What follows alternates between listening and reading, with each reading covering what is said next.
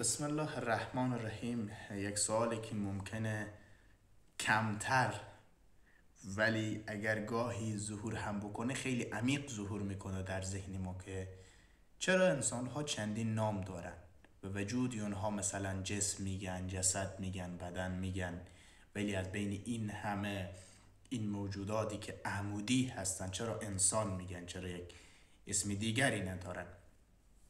سه دلیل وجود داره. یعنی همین نام انسان یا واژه و انسان که به این آدم ها گذاشتن سه منبع داره. اول این که میگن واژه انسان از انس گرفته شده.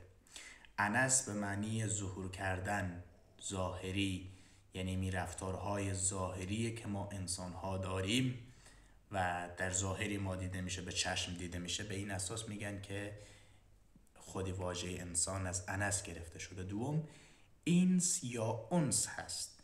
ما توجه داریم که ما انسان ها ذاتاً دوست داریم که با انسان های دیگر، با محیط ها، با ذهن ها، با بعضی شیئا چیکار میکنیم؟ انس برقرار میکنیم، یعنی ارتباط برقرار میکنیم. به این خاطر نظر به همون علایق انسان ها میگن واژه انسان از انس گرفته شده. مثلا میبینیم که ما به همون زادگاه خود یا محل تولد خود یا محلی که بزرگ شدیم یا محلی که درس خوندیم همیشه انسی داریم، یعنی ارتباط داریم، عاطفی یا همون از دیدگاه روانی ها. سوم اینه میگن نسی یا از نسیان.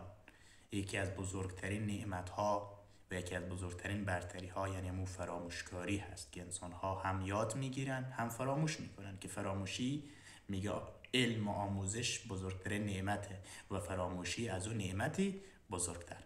پس به این اساس میگن که انسان ها را انسان میگن، یعنی